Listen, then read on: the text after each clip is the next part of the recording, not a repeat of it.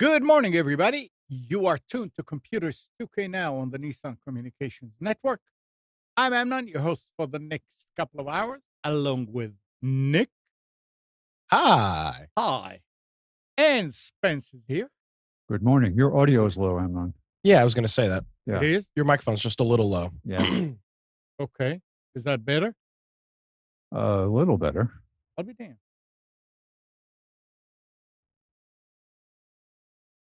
Is this better? Yes. Okay. Much gooder. Much gooder. Gal will hopefully join us in a few. And today's show is made possible by Vmix software, by dudeinit.com, and is sponsored by Tom Sinclair of Live Streaming Gear. And this morning at around 9:30, we're going to have a guest, Rick Voigt, CEO of Vivid-Pix. And we have The actor? and we have a giveaway. Oh, nice. I could all expense paid vacation to Antarctica. To Vivid-Pix. Oh, okay. Speaking of Antarctica, I read a story yesterday of a a guy who was in the Navy in the 60s, and he did a 3 or 6 month stint in Alaska as a Navy meteorologist and lost his wallet. Well, it showed up yesterday. The guy's 92 years old, and they returned his wallet from the 1960s with his military ID, ration card, like all this stuff that you would have in a military wallet from the 60s. It was found behind a locker in, I guess it's a Navy base or some base in Antarctica. Wow. So that was pretty cool. Had some receipts from some stuff he'd sent his wife. It was pretty crazy finding your wallet literally 60 years later. Oh, good stuff in there. Yeah, I mean, I'm sure there was no money in there. I was going to say, and $10,000 in cash. Yeah. Well, I mean, imagine being in Antarctica in the 60s as a Navy meteorologist. I can't imagine that. I mean, you weren't paying. What would you need money for? There's no commerce in Antarctica for heat. Yeah, that's true. The penguins, they have a little side shop set up where you can buy stuff. The Eskimos and the penguins, yeah. So interesting. Penguin books, right? They sell books. Amazing. So I bought an HDHomerun. Oh yeah. Got it all hooked up. Put a TV. Put an antenna in the attic. Ran it down. Excuse me. Ran it down through my closet back here behind me, where all of my equipment is, and yeah. So we are. Explain to people again what is an HD. So here's the thing. So I'd already cut the cord. That wasn't a problem. Because I've never, since I've lived in North Carolina, which is going on 4 years now, I've never had cable.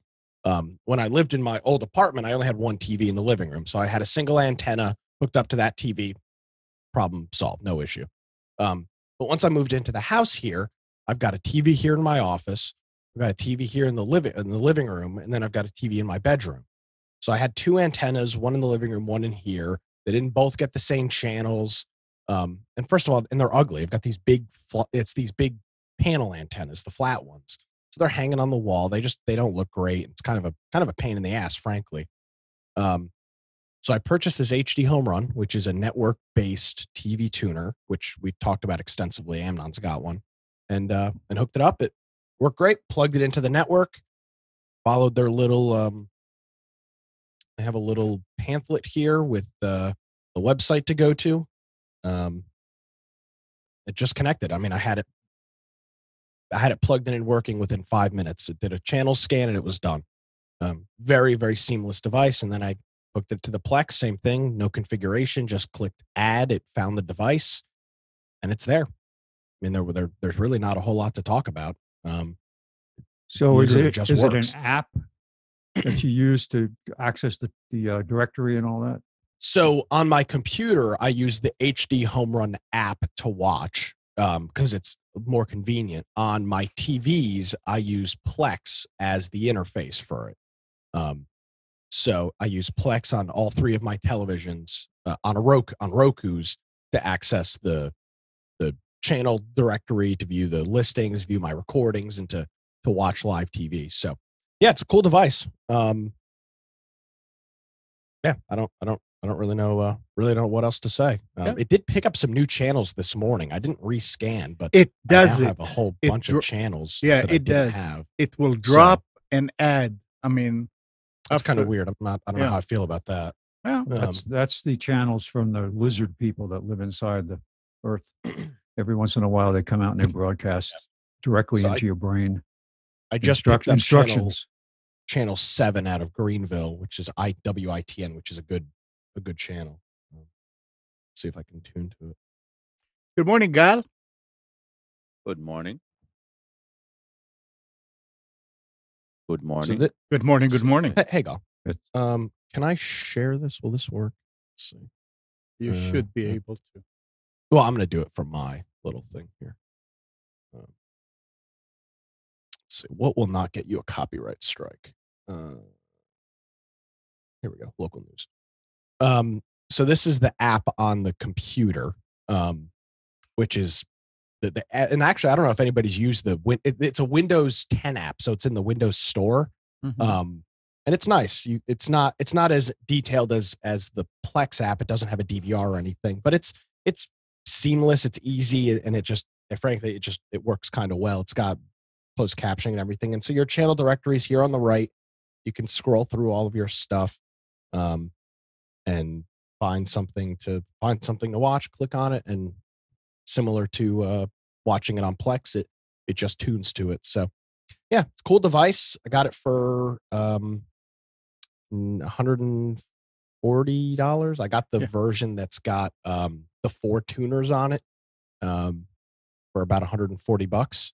And yeah, that's the HDHomerun. So not I mean, there's very expecting nice. There's not even any settings on it. Like, you can't set a static IP. It's made to literally just work. There's nothing to change. Actually, yeah, you can, because I set it up with the static. You set it on IP. your router. You don't set it on the device. That's right. Yeah. So yeah, I mean, it works well. It's a cool little device. Don't buy the 2-tuner version. The price doesn't make sense. It's $99 for the 2-tuner or $140 for the 4 tuners. Get the 4-tuner. I don't think it makes sense to buy the 2. I wish you talked with me. You should have bought the 2-tuner. Why?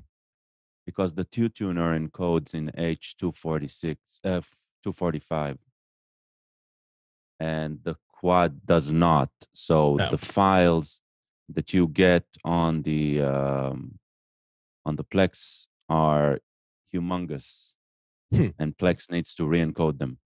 Well, I'm not going to be recording anything, so that I literally am just using this as a tuner. But it is nice to have the availability for the 4 over the airs, and I assume they'll do a software update to fix that. No, it's been that way for years. It's because of the chipset. It's it's based on the chipset. It's the chipset. Interesting. The hardware is lacking there. They were planning to come out with quad 1, but I think that's still out of production. Yeah, they've been saying that for a couple of years. Since Amnon started, we were looking at it, and Amnon thought to wait it out at the beginning, and he saw it wasn't worth it. So. Yeah. So cool device. Yeah, cool device. There's not really a whole lot more to say about it. It literally just you know, some of the some devices you buy, and they just work. And this is the definition of this device. There was literally no setup. You just hook it up to the network, screw in an antenna, and plug it in, and it's just done. There's literally no setup at all. That's how it should be, because we talk about, you know, Gal, you and I have talked about, you know, cutting the cord and all this stuff. For 99% of the people, it's just too damn complicated. I mean, people don't have a Plex. People don't know what a Plex server is. I mean, that's insane. But a device like this that I mean, not my grandparents, my parents could buy this thing, plug it into their network, and just follow. I mean, the steps are on this little thing: connect to antenna, sold separately, connect to Ethernet cable, connect to power, go to my.hdhomerun.com. That's it. Those are the steps. That's the configuration. And then you click scan and it's done. The more devices need to take after silicon dust on this and just make this is what you want with a with a device like this. Yep. And it works. Yeah, and that's why I like the Roku. It's very similar to how I feel about the Roku. It's just very simple. There's not that the Amazon Fire TV isn't, but the Amazon's just got a little bit more quirks and it's a little bit more confusing. That's the Roku is it's you plug it into the TV. I don't even know if you make an account and it's done. So I like that. I mean, even as a tech nerd, it's nice when you can just plug in a device and you don't have to dick around with it. No, seriously. Yeah. Oh yeah, no, I agree. I didn't have to go into the settings. I mean, there literally are no settings whatsoever on this device.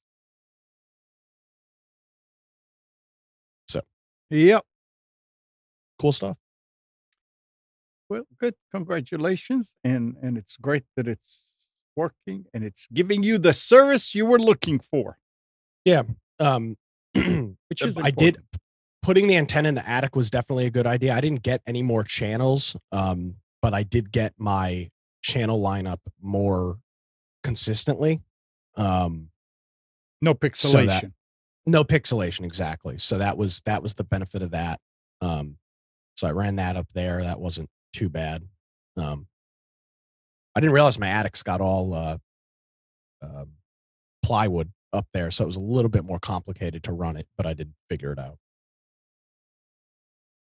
I had to put mine in the attic because of the size of the antenna. I don't know where else I would have put it, but it was interesting how I had that issue with ABC before I put this antenna up there, and then after that, ABC is the only channel I ever get a warning when I watch a recorded show to say low video quality. If there's even a touch of pixelization, it'll flag the entire video as potential low. And I've never seen anything beyond a few seconds of pixelization. But all the other channels are rock solid. The one benefit of down here is all of the main channels, the ABC, CBS, NBC, and Fox are all in the same tower and at the same height. Oh, that's good. They're all through a multiplexer, and the tower's 15,000 or 1,500 feet tall. So 15,000 feet high. Wow, that's like a satellite. Well, imagine the promo for that: 15,000 feet from the entire United States of America. Yeah. So, yeah, cool stuff. I'll keep everybody up to date with things, but not a whole lot there. I don't know if Gene is hearing me, but if Gene, if you're not seeing, if you come in early and tune into the channel, somehow it doesn't always switch to the live. So what you need to do is either click again on channel 1 or click on channel 2 and go back to channel 1. Channel 2 now is Twitch, and on Twitch is still popping that pop-up about the experience, whatever, every now and then wants you to go to Twitch to watch. So channel 1 is YouTube, and if you just refresh. Refreshing should do it. Sometimes it does it. Interesting. Yeah, sometimes it does. But that's the reason. It's nothing to do with Zoom, Gene. Hey, Rick. Good morning. Good morning, Good Rick. morning, guys. How are you? Hi, how are you? Well, thank you.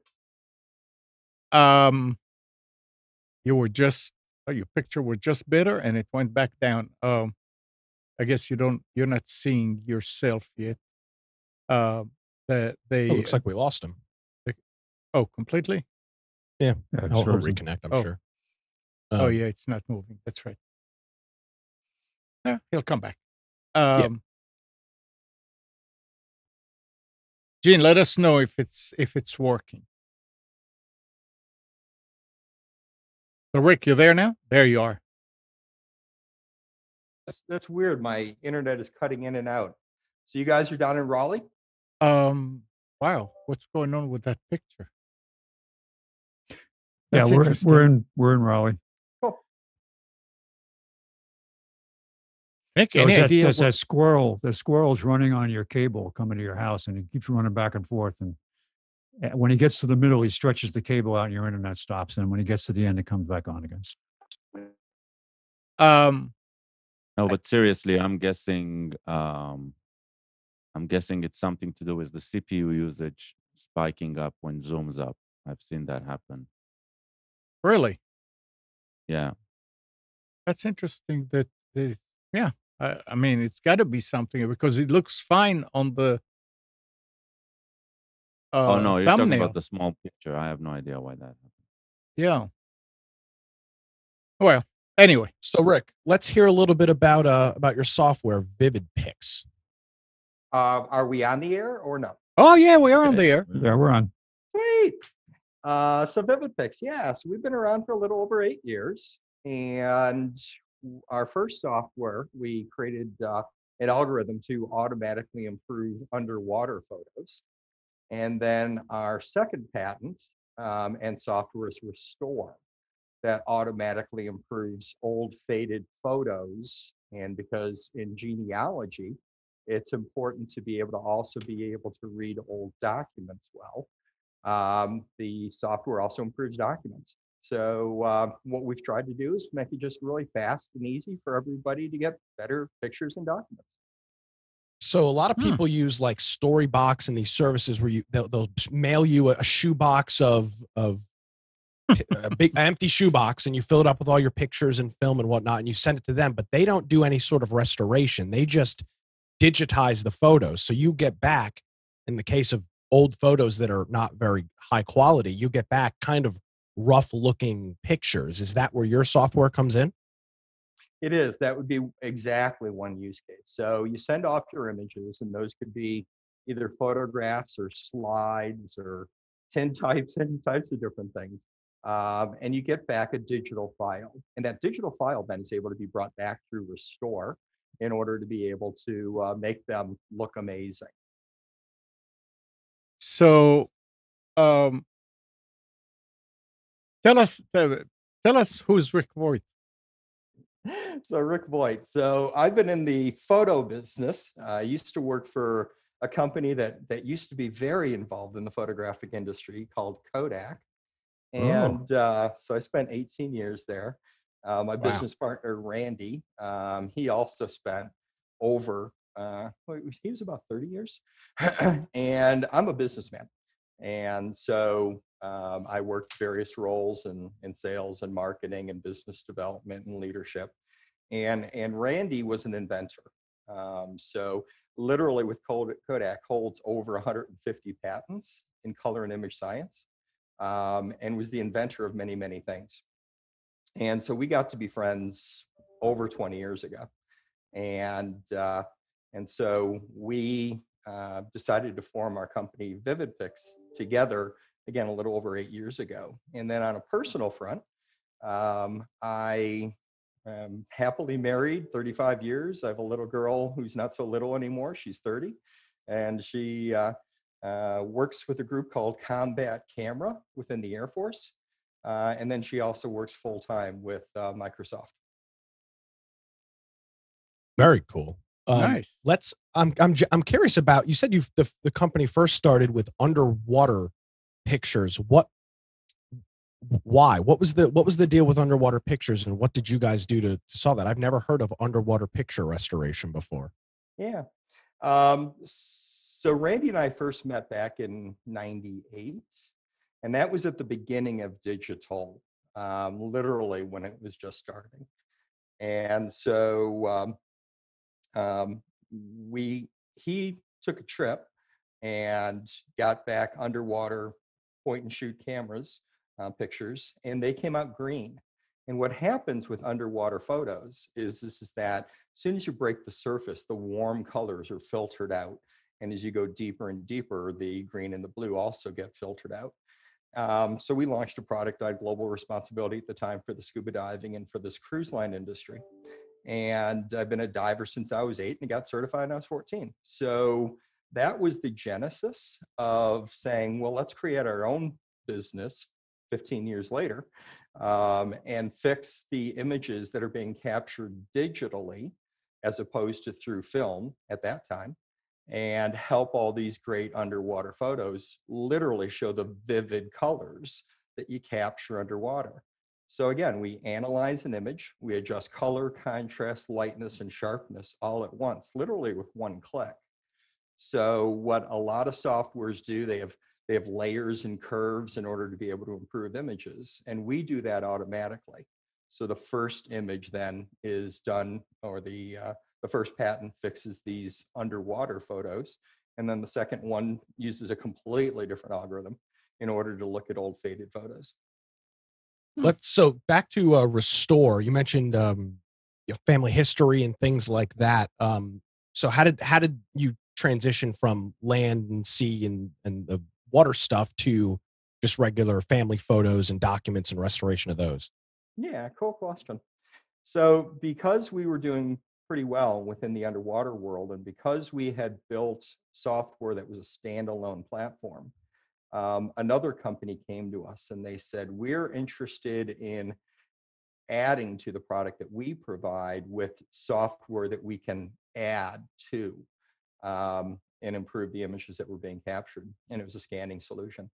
And so that was the genesis of us saying, okay, now is the time.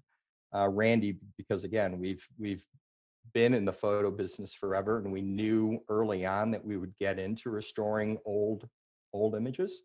We knew we'd get there, but because now we had a customer, it was a good time to do it.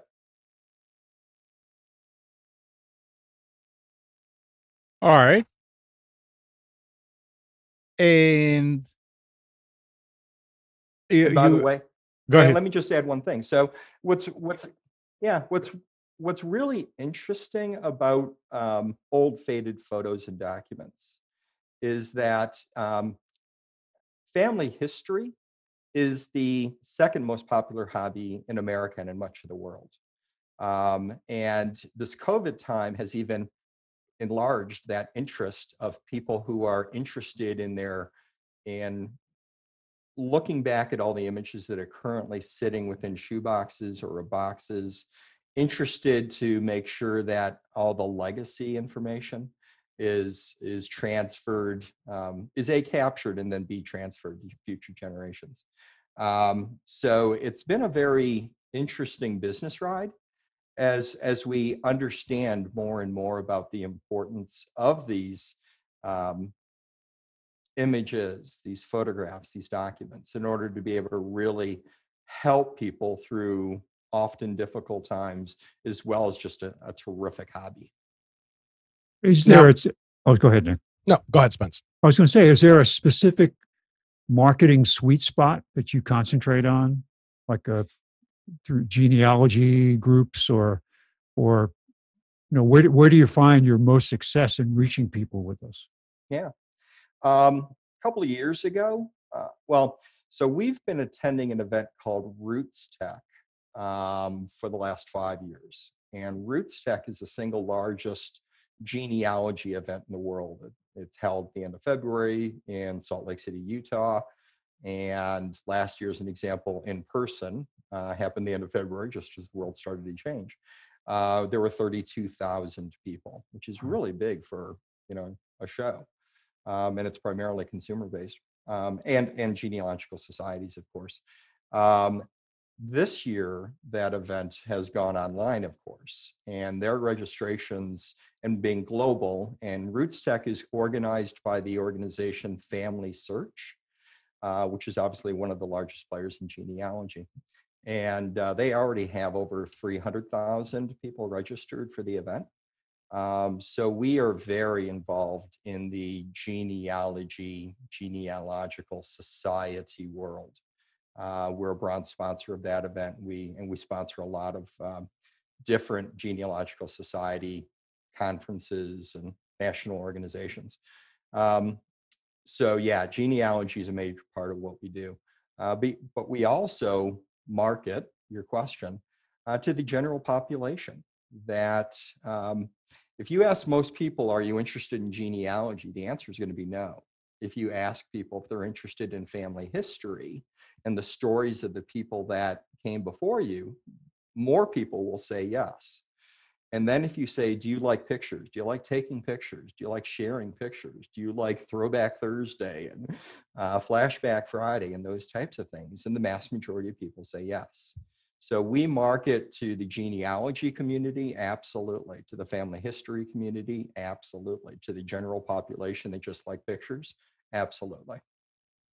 So, why do you think people are so interested in genealogy?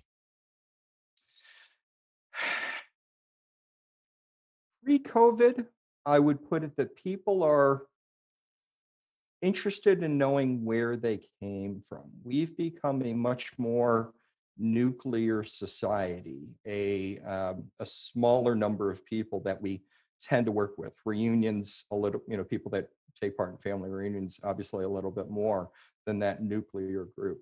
But I think people are looking for the connection with where they came from, with other people, and they may not always know those stories. So that's what drives them to do it. Now in the COVID times, we've been provided what one friend of mine that I work with, she calls it the gift of COVID. And, there are terrible parts of COVID, of course. Some of it is that we've reflected more on the importance of connecting with others, whether it be as simple as a handshake or a hug, or which we can no longer do, right? Or whether it be the ability for us to be able to interact, Super Bowl Sunday here today. And, the big parties that we've all become used to, most of them will not occur. So the need for us to connect with other people has become even more important in the past year in the COVID world, and was big before. Okay. It's funny that you mentioned that, because lots of, obviously you mentioned COVID is not a great thing overall, but there are some shining spots within what has gone on with COVID, and obviously that is one of them. I think a lot of people in general just reflecting on some of those things, and then the software comes into play. Now, if you don't use a service like Storybox or PictureBox, does your guys' software work with just like a regular home scanner or something like that as well? What does that process look like? Yeah, it's a great question. We need any digital file. So that digital file can be from your all-in-one printer. That is a printer and is a scanner. We work great with those. We recommend 300 DPI, dots per inch or greater, when you're capturing that image. In addition, a lot of people use mobile devices, phones, in order to take pictures of photographs or documents. So I'll give you two examples of that. So you're visiting your Aunt Myrtle, and Aunt Myrtle has all these old photographs, and she's not going to let those images out of her possession. Take a picture of that photograph so you have it. The best camera is the one they have with you. And there are a number of things that go wrong when you use a cell phone to take a picture: glare and keystoning and flash and all those types of things. So it's there are improvement ways. There are ways that you can get a better image with a cell phone cam, but many people are doing that. And then two, any scanner in the home can absolutely take care of this. Excellent. Yeah. I've seen a lot of people using, especially now working from home, using scanner apps on iPhones and Androids as for legal documents or whatever it may be. Because yeah, you mentioned that. I mean, the camera on your phone is incredible, and probably a lot of cases probably better than your scanner. But the benefit of your scanner is obviously it's a closed environment, and the light is all equal and everything. So You excellent. nailed it. You Yeah. absolutely nailed it. So yeah, I was going to say, it's fascinating that you can overcome, to some extent, keystoning. That, for me, I work part-time in the summer as a tour guide, and I go to museums to learn things, and I use my camera on my phone, and I'll just take tons of pictures of documents on the wall and maps and things like that. And it's fine for me because I'm just looking for the information to read. But boy, that's a major problem with using a handheld phone. absolutely.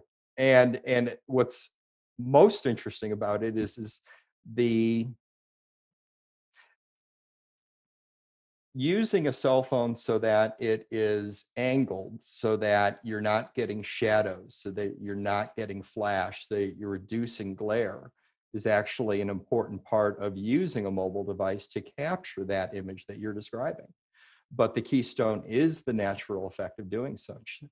So the ability to be able to adjust all of those things is pretty cool.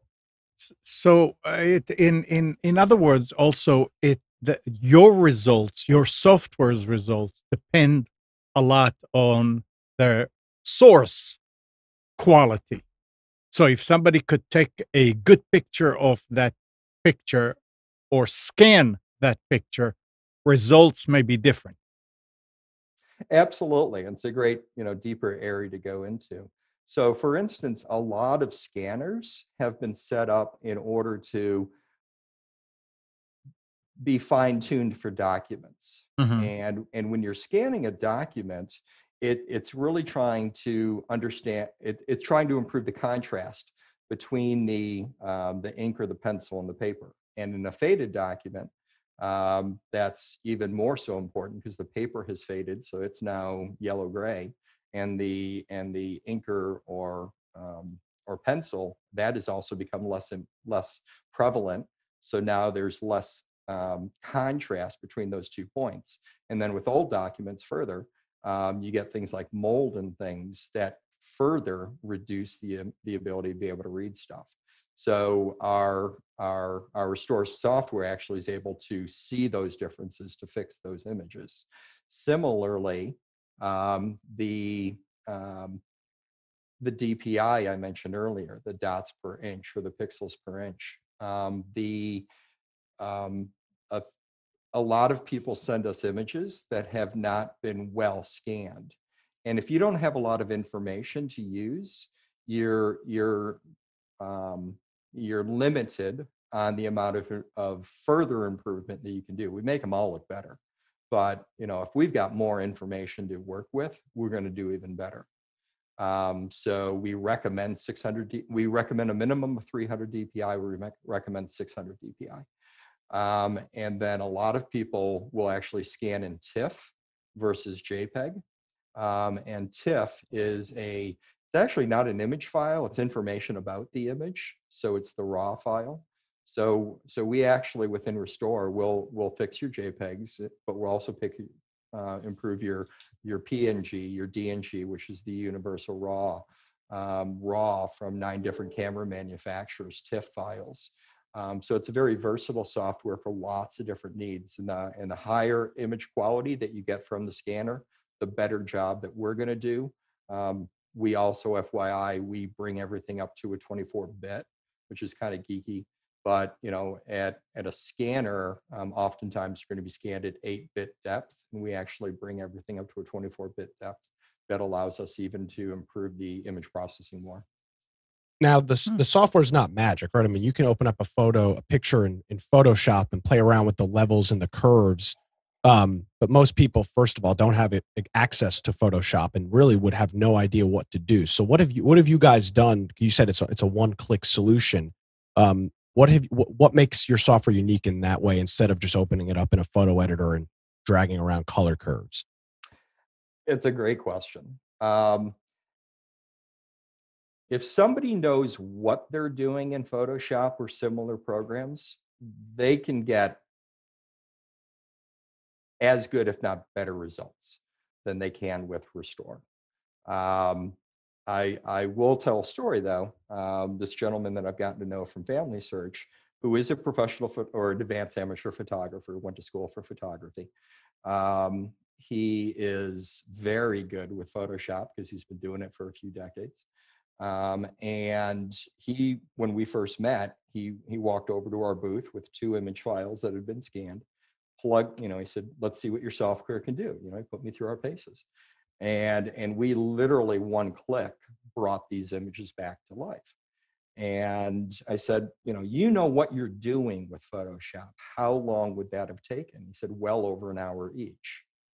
So, so the software programs are designed for different things. Photoshop, as an example, is designed to image improve, but it's also designed for many more things. We Vivid-Pix Restore, what we've designed our software to do is to be able to help everybody. For $50, you're able to buy the software, put it on 2 computers, Mac or Windows, or Mac and Windows, but install it on 2 computers. It's got patented algorithms that are able to analyze an image to improve these sepia colored. So back in the mid 1800s, black and white through the early 1900s, and then color that became more prevalent, obviously, through the 1940s and the like. And with 1 click, we're able to bring all of those images back to life. So we came with Kodak roots. George Eastman had a really good, George Eastman, had a really good business idea. You press the button, we do the rest. And that's what caused photography to explode, to grow. And that's what we've done with software. We've created very easy to use software that everyone can use and afford it at an affordable price. Gal, any question? No. All the Okay. questions are excellent. Rick, you travel a lot to help folks learn about the software. Can you talk to us about that?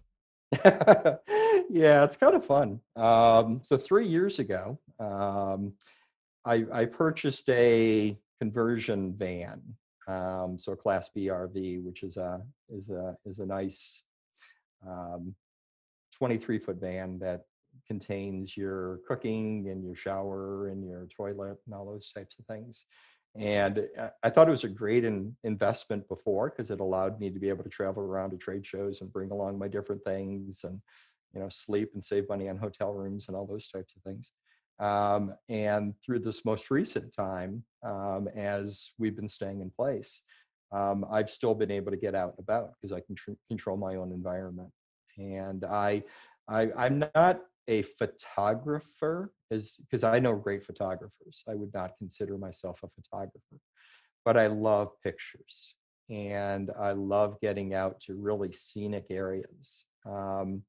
And so it's allowed me to be able to literally travel a couple of times coast to coast. I've driven coast to coast 4 or 5 times. And this last season drove across the coast up to Seattle, and went across Montana, and that was a beautiful place, and came back Seattle down 1 and 101 down to Monterey, California, and just to see how beautiful this country is, and to be able to live life safely, and take pictures. Nice. Very nice. So we post those pictures on our Vivid-Pix site. I've got a new trip that I'll be, actually I posted something last weekend, 2 weekends ago, that was helping. We've a fair number of followers. So ask people on our Facebook site, which is Vivid-Pix Fix. So VIVID Pix PIX Fix FIX, and ask people to help fill in my route, because I'm literally driving from Charleston, South Carolina, over to Southern California, up to Seattle, Washington, and coming back again. And I find that people who have people know their locations best. What are those little gems in their local places? And then people who travel as well, like I do, have stumbled upon some pretty cool places. So if you have any ideas, please, listeners, and obviously all of you that we're speaking with now in this conversation, share those gems, please, on our Facebook. I love getting out and seeing the beauty of this country. So where can people get the software, and can you go over the pricing and the cost of it again? Absolutely. So it's Vivid, like Vivid Colors, VIVID dash Pix, P as in Paul, IX.com. And on our homepage, you'll see both our Restore software as well as our Land and Sea Scuba or underwater software.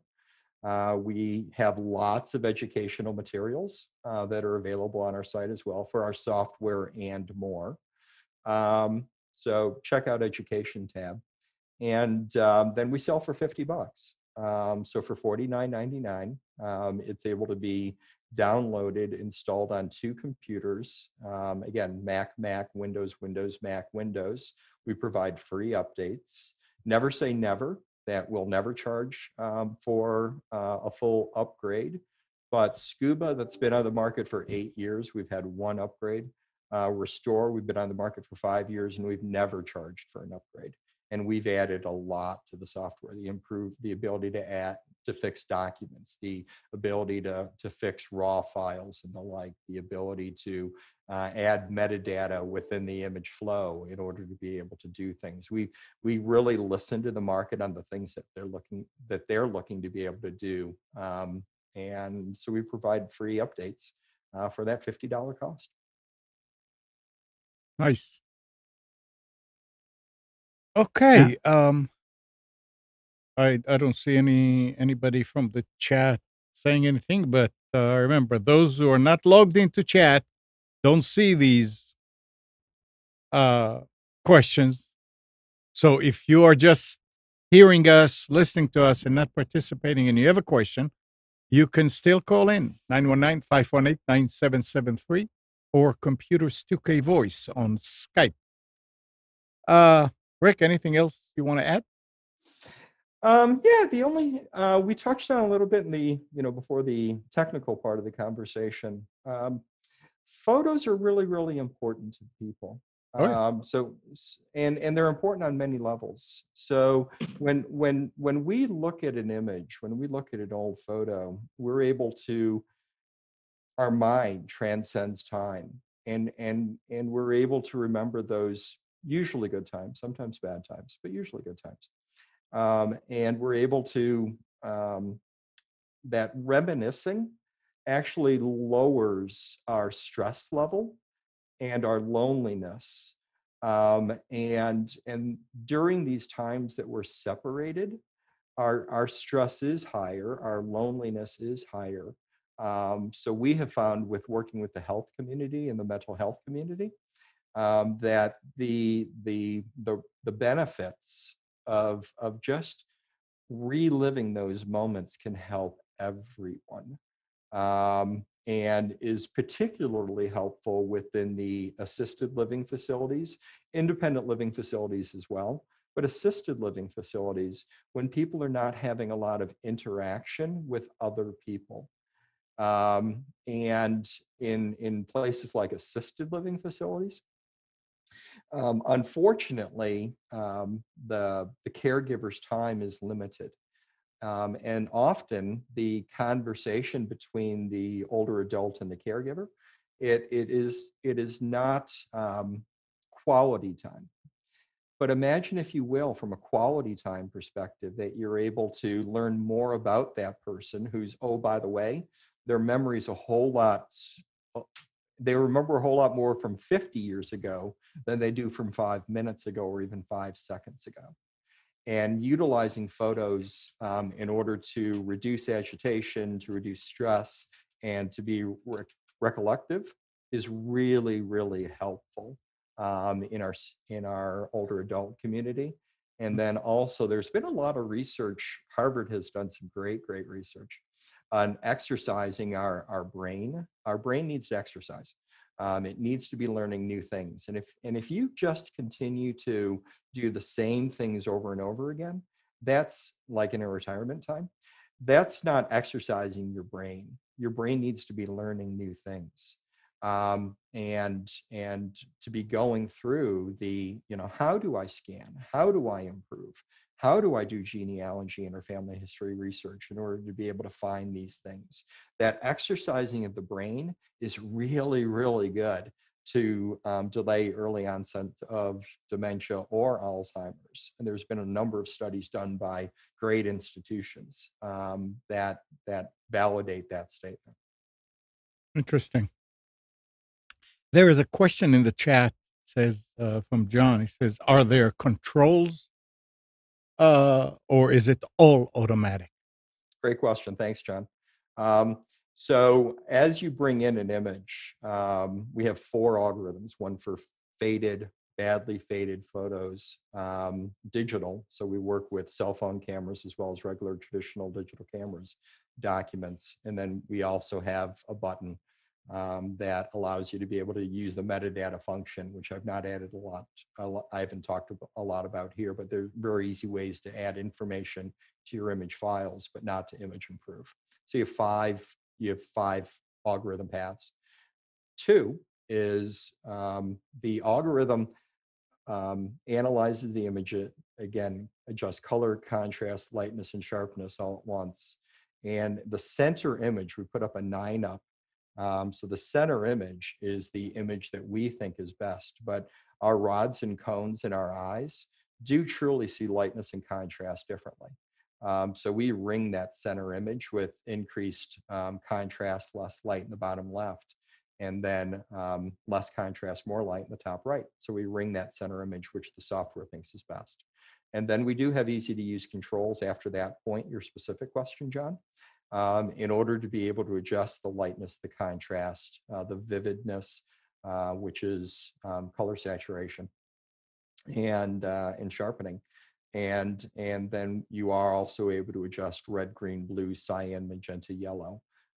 So we do have easy controls, not the full layers and curves and all those types of things that most people really don't want to learn how to use. But yeah, you do get quite a bit of control if you choose to use it. All right. I'm all out of questions. I think I've got a feeling we've covered everything that we were going to cover here. Again, I'll ask you, Rick, do you have anything to add? Well, I can talk about the subject area. Oh, I'm sure you can. I mean, something that will interest the audience, Yeah, maybe the last thing would be is that the software will work with any digital file. So a lot of people in family history, they'll download images, say from Ancestry or Family Search or MyHeritage or any number of different places. And all we need is a digital file. They may search old records that are available online from Find My Past or anything. They may have an image that somebody emailed to them, so long ago, and maybe the tungsten lighting, that yellow tungsten lighting, or tungsten lighting creates yellow problems with images, even today with your current images. We fix literally any digital file. So it's really helpful for all of those things. I did not touch on the metadata aspect of it. So maybe that would be of interest. So 2D. In the olden days, we used to pre-digital. We used to spend a lot more time creating photo albums, scrapbookers and the like. They still do quite a bit, but printing is not done as much because we've got these soft displays, computers and such. And the writing on the back of photos was a great source of information to know who was in the photos. or writing in the margins of a photo album who was inside, who were in those images.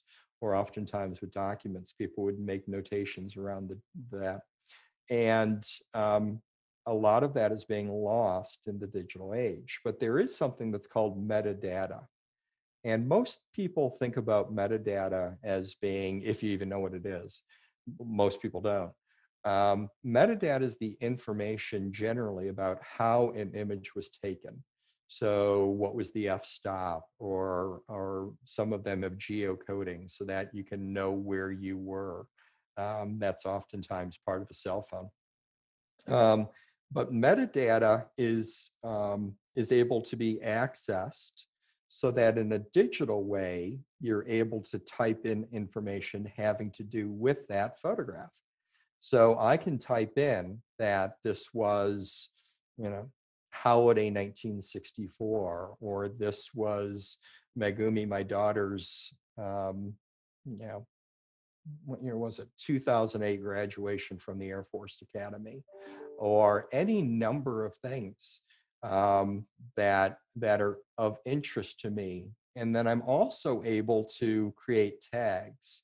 So all of us have become used to, say, Google, where you're able to type in a word or multiple words, and you're able to search out information in the internet.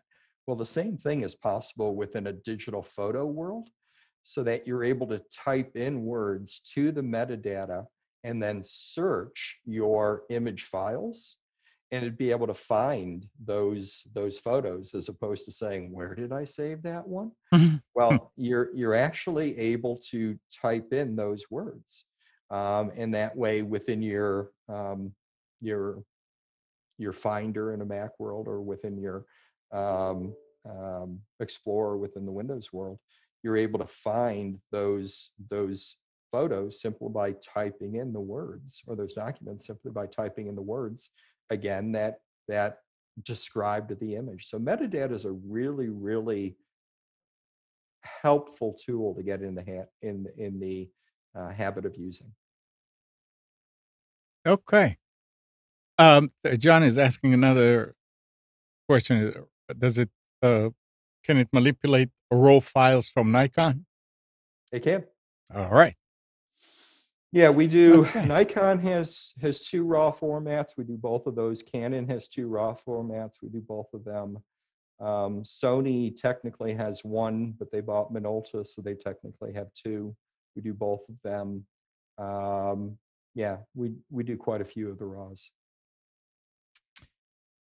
All right, Rick. Thank you very much. My sincere pleasure. Thank you for having me. Feel free to hang on if you want to stay around, and maybe there'll be some other questions. But I'm sure you have other things to do. I'll tell you what, I'd be more than happy. I've just got some work to do. I'll hang out in case any other questions come in. Sure. All right. Thank you, Rick. Thank you all. Thank you. Spence, you ready for specials? I am. All right. So I have, are we ready to go? We're ready to go. There it is. Okay. So I thought today, instead of coming up with something snarky, I just put up a little moment of Zen here. Just a beautiful scene to take your mind off tech bleep. Hey. So this is actually a picture of cattle in Pakistan. Isn't that interesting? Or no, it says horses, right? Horses. But it is Pakistan. Yeah. I thought that was pretty cool. But, oh well. All right. All right. So first two entries here are pretty standard. And then I start to get into some unusual stuff that I stumbled across today. Best Buy just made it really hard for me today to try to find stuff on their webpage. They lost. What's that? They lost. Yeah. Well, you know what it is? It used to be very easy for me. And I realize they're not catering to me, but they used to have it very easy for me to go in and just capture stuff in very orderly little boxes. But lately, did they disappoint you today?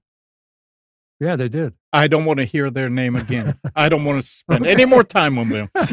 But I normally would do that too. And I went there and I said, this is too hard. So Plus I was, just it's sometimes in the morning when I get up. It depends on a lot So of factors as to how Staples. groggy I am. So Staples. Yeah. So Staples and Office Depot. Now, Office Depot, I'll mention this again when I get to them. They have really restocked on laptops. They have a lot of new laptops available, which up till now, it's been very spotty, the supply, but they have really restocked. And I was impressed by what they had and the pricing. So, all right, but starting with Staples, they have a Roku Express, which is I don't know where that stands. Is that It's the one of the minimum? lower. It's one of the lower ends, but it works. There's one below it though, right? Yeah, the stick. Yeah. So this is I would say it's still an entry level, but $24.99. They're competing with a Fire Stick, right? So I don't know what the differences would be from memory and all that, but $24.99, 5 off. If you're interested and you like Sony Bluetooth solutions, Sony truly wireless Bluetooth earbuds are $64.99, which is half price. Normally $129, so $65 off. Got a Razer Black Widow Elite wired gaming keyboard for $99, which is $70 off the regular price. Now these keyboards must be really well engineered. I mean, I know they're mechanical, right? Meaning they're designed for the mean time to failure of these things is very, very high. They're also meant to be mashed on pretty hard. Plus, this is programmable colors and all this stuff. But $99, $70 off. We've got a 17-inch Lenovo IdeaPad 3 with a Core i7 for $499. That's $150 off the regular price. Got an HP i5 14-inch laptop also for $499. That's $150 off. 27-inch curved monitor. I know these are expensive. I know that typically people look at this and why do I need this? I would say the more useful use of a curved monitor is when you want to have a nice setting in an office somewhere and you want somebody to see this thing and say, oh, that's cool. Maybe it doesn't help you at home. Depends on the circumstances. But it's a HP 27-inch curved monitor, $219, which is $60 off the regular price. And we do have a desktop, an HP Pavilion Intel i5 desktop for $449, and that's $150 off. Good deals on USB 3 flash drives. Now, this is not the cheapest out there. You can probably find it a little bit cheaper, but for 32, this is a 2-pack of 32 gig USB 3 flash drives for $19, is 10 off. We also have the Brother P-Touch Cube Bluetooth label printer. They've eliminated the USB. That's something. $39. This is $20 off. Now, this will be the typical tape cartridges that you have in one of the little keyboard style printers. This is not last week we saw that wide label, the Dymo wide label printer. This is going to still be the narrower labels. Doesn't mean it doesn't do a good job and is perfectly useful, but just keep that in mind for if you're looking for something this is not meant for labeling envelopes to be mailed. This is meant to label objects. The Dymo printer was designed specifically for labeling envelopes. All right. So talking about photos and talking about images and all that, having a really good photo printer is a challenge because you have to keep up with cartridges and so on. And I've had many, many photo printers over the years. One of them that was the most useful that I had was a wide format, which is takes 11 by 17 paper. This is one of those printers, Epson Expression Photo HD XP 15000, a wireless photo printer that does wide format, and it's $329. It's pricey. The original one I had was I think it was a Canon, and it worked great for a while until I had to keep replacing the cartridges, and I didn't use it enough. The cartridges would dry out. But when I needed to make a poster for a trade show, on 11 by 17, it was where I went. It was a great thing to have. Okay. We also got a Canon image class wireless all-in-one laser printer. This is really a business quality printer. But that's a color. Oh no, I'm sorry, color. I was looking at. I debated whether I was going to do a gray. I was going to do either a monochrome or a color. This is a color for $319, $80 off. Has a touch screen. Has a lot of nice features. It is a multi-function with a scanner. I've actually worked in a few offices recently configuring PCs to work with some people had upgraded their printers to Canon multi-purpose business class office printers. And I was really impressed with the quality of the Canon product. They had gotten rid of an old HP that had been around forever.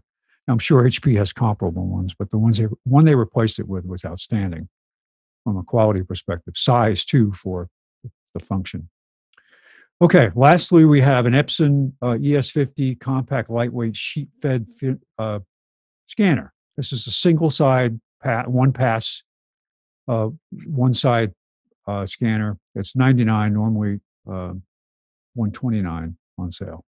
Good for casual, if you're going to be scanning in pictures. What I like about the sheet-fed ones like this is when you put a picture in there, it automatically registers itself to start the scan. And then you can use software to invoke the scan. You can do batch processing and things like that. It's very simple. Resolution is pretty good. I think it goes up to 1200 dots per inch. Okay, so from Stables, we'll move on to Office Depot. And I mentioned how they have a lot of nice laptops in stock again. They've got a Lenovo IdeaPad 15.6-inch Ryzen 7 for $449. That's $100 off. They've got a Lenovo Flex 5 15.6-inch touchscreen. When they say Flex, they mean that you can open it like a conventional laptop. It is still a touchscreen, or you can fold it back against itself and put it into tablet mode, which will then allow you to use it as a tablet. This is $599, which is $160 off. Got a HP AMD Ryzen 5 desktop for $469, which is $30 off the regular price. Got a Western Digital 2 terabyte Passport portable USB drive for $59.99. That's $30 off the regular price. Finally seeing the prices on webcams coming down. Now, I don't know where the Logitech C925E sits. Now, E could mean enhanced. E could mean that this is a special edition that doesn't have as much function as the more expensive cameras. I don't know. The E could be standing for or exceptional, or you're right. So can you imagine what kind of camera you want? I want a camera. Well, here you go. You're all set. So this is $99. Definitely the prices have come down into the normal zone again. Look, maybe soon we'll start to see some sales on this. Got an HP Pro 6978 wireless inkjet for $139. I didn't see anything in the really inexpensive range that I thought was good. They have some multi-functions that don't have sheet feeds, which I think is kind of, depending on what you're doing, of course. I really like having a sheet feeder, and to pay maybe $30 or $40 more to get a nice inkjet printer with a sheet feeder, I think is worth it. Okay, we've also got an APC 8 outlet 1000 VA battery backup system for $99. I mean, if $119 as the regular price was not bad for 1000 VA. That's a 600 watt load. So if you think about it, that could keep up a desktop with an LCD monitor and maybe some other peripheral devices for a while. So, but that's a good price. Anybody who's looking for the best deals on UPSs, if you belong to Costco, they have a 650 VA. For I think the regular price is $45 in the store, which is really, I bought one at a really good price. It's I think it was what was the brand that we really liked, Amnon? Cyberpower? Cyberpower. Yeah, a Cyberpower. And I bought one. It was good. And finally, Epson Workforce Color Duplex Document Scanner, $249. That's a good price. That's $80 off. It's tax season, and if you're like a lot of people out there, if you work with an accountant, many of them are asking you to scan in and send your documents instead of actually dropping them off or using paper. So if you need to do a lot of batch scanning, especially if you need to use two-sided scanning in one pass, it's really useful. $249, $80 off. We also got a PNY Class 4. Now, this is not a fast card. It says performance, but Class 4 is not a very fast flash card. It's useful for things if you're not capturing live video, this will work just fine. Right? It says 3.5 hours of HD video, but capturing live, you want to go with a Class 10 card, just because of the speed of actually writing the data. But this is only $299. It's normally $29. It's $27 off. It's a 16-bit card. And this is a regular SD card, SDHC card. You can also get the same size, 16 gig, with a micro SDHC card, which it comes with the full-size SD card adapter, as well as the micro-sized card, which is what a lot of devices, phones, cameras now take, for just $499. So it's $25 off the regular price. We've got an TP-Link Archer tri-band 802.11ac gateway router, the Archer C4000 for $159. That's $40 off. I would consider this a high-end router on the AC side. Tri-band is offering, again, you have to have the adapter for it, but tri-band is offering very good throughput, especially for multimedia in your network. And also, we have a TP-Link AC 1900 high-gain dual-band wireless USB adapter. This says several things. Not only does it give you an AC standard connection for an older machine, it'll be a laptop or a desktop, it also gives you a gain antenna for weak areas. So if you have a computer in your house that's off in a room somewhere that's far away from your access point, and you want to connect it with higher, maybe you can't connect it at all, or you want to get more throughput through it, this is a good idea. $49.99, $20 off the regular price. Again, you have to have an AC router to take advantage of this particular adapter. All right, so that's it for Office Depot Office Max. Now we go into the what category? And Nick sent me this one thing. VTech Call and Chat Pretend Toy Learning Phone. Where are we, Nick? It's a good deal. Where are we as a society? It's a good, I mean, I don't know what your problem is. It's a good deal for me. You use this to train yourself? I do. Yeah. I'm trying. This is my off the grid, my OTG device. Oh boy. This is pretty funny. Train your kids on how to use a phone. I just was telling Pam this past week about things that I really liked about elementary school, unusual things that we did, like in what was it about phys ed that you liked? But there was one thing we did in elementary school when I was a kid. We learned how to use the telephone. And they actually had a mini PBX they brought in. It was in a big box, opened up the box, and the teacher became the switchboard operator, so to speak. And they put out a bunch of dial phone handsets on the table. And we had to learn how to call, and we learned telephone etiquette doing that. I thought that was one of the most fun things we did in elementary school. But Telephone etiquette. Hello. When you call to say, instead of saying, let me talk to Ed, right? Or is Ed there? And the first thing you should say is, hi, this is Spencer. I'm calling to speak to Ed. So they taught us all those different telephone etiquette things. Wrong number. Don't call this house again. Oh, well. This next one, if you sit around a lot, but you want to still get a workout or speed recovery to improve, get over anybody that's used a TENS device. Mm-hmm. Usually you get it from your chiropractor. It's a little box that has a controller in it and some little sticky pads, the kind of things you normally see that you get a EKG with. You stick them onto your muscles. You got to have two of them. And it sends an electrical current through and actually stimulates the muscles, and you actually feel them flex. If you turn this sucker up, man, You can get a good shock out of it, but it's very useful if you've got a tight muscle or something. Now you can use your phone to program it. So if you're at work and you say, gee, I really want to give my neck a workout, you slap these babies on your neck and you start to, people wonder why you keep wincing at your desk. It's because you're giving yourself a shock. $349. That's a lot more expensive than you have a TENS, Amnon, don't you? Yeah. Yeah. So So $20. yeah, it's a good. Your audio is almost non-existent. What'd you say, God? No, I agreed. The Yeah. same here. I bought a TENS for about $35. Yeah. Had 8 electrodes, so it's like 2 zones. Fantastic. Yeah, Yeah, I have the price here chiropractor.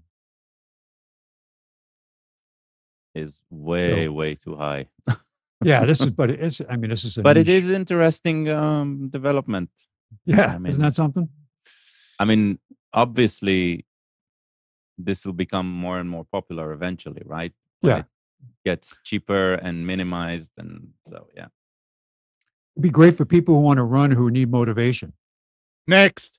You give yourself a shock if every step you take, right? All right, this next one, and I thought this was interesting because I said, who would buy a handheld camcorder anymore? And it really isn't that. It is that by itself. It does work as a standalone. It says 3-axis gimbal stabilizer, integrated camera, 12 megapixels, right? But it's meant to be used as an adjunct to a smartphone. So it is a production device that gives you Steadicam features and all that to work with your smartphone. I thought it was pretty cool. And it has a bracket that will attach it to your phone. It's pricey, $249, but I thought this was a cool way if you're into production and you want to have most people, when they shoot video with their iPhone by itself, use a physical gimbal bracket for the phone to sit into. It's like the phone sits in this bracket, which also has a stabilizer. And as you move the phone around, it steadies out the movement. It kind of has dampening effect. Well, this would be a nice way to not worry about that because now just the camera itself has that dampening effect built in. So pretty cool. All right, this next one, Skyroam Solus X Smart Spot. I said, well, what? I'm looking at this at first. I'm like, well, what would you use this for? If you travel worldwide, if you go on adventure trips, if you go to cities that you don't want to have to put your cell phone onto their network, this is ideal. I mean, it's expensive though. It's $179. When I traveled to Europe the last time, I bought a plan through Verizon that was much more expensive than the other people I was traveling with. T-Mobile had a great deal for you paid for a month and then you could use your phone anywhere that they had a contract for service for with nothing special. With Verizon, you had to pay by the day and it was expensive. It was like $8 a day for each day that you connected to the local broadband network. And I thought that was not good. But this would be interesting because it's a hotspot, but it's also a power bank. It's also a GPS device. It's also got a webcam built in. So it's got some interesting features here. You can share up to 10 devices. And so if you travel, you want to carry your smart spot with you, in your pocket and not necessarily have to use your phone. You could purchase a contract for this and then not have to worry about Does it keep your coffee warm? connecting. No. Oh, Never mind. is it me? Nick, do you hear their audio okay? Yeah. Mhm. I barely hear you, and I don't know why. Oh, Interesting. It's funny because I'm using the same adapter. let's I was keep using going. before, and the volume's turned up. Well- And my local audio is fine. Keep going. So, Keep going. oh, much better now. What happened? I well, already okay. had breakfast. I don't want to keep on eating the microphone. Okay. All right. All right. The next one. We've seen temperature controlled mugs before, but this one is actually wireless. So you plug this in, you set it, the Cradle does the charging, it'll hold your 1 hour battery life, and you can monitor the temperature of your cup with your phone With your and phone. set the temperature also, because it will heat the cup.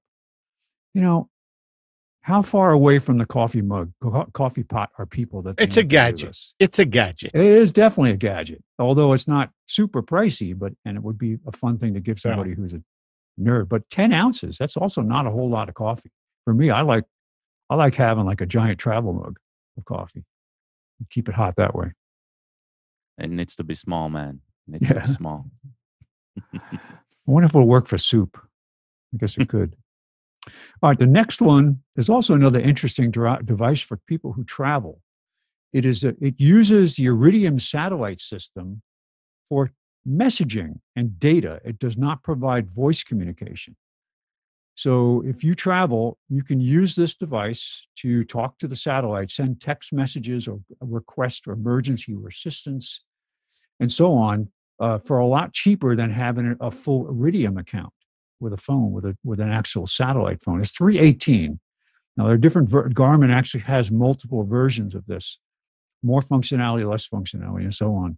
But you can match it up if you're in an area where there is no service, for example, for your cell phone. If you preload the EarthMate app, it will give you moving maps based on the functionality of the Garmin device, which I thought was pretty cool, and give you some data capability, which is interesting.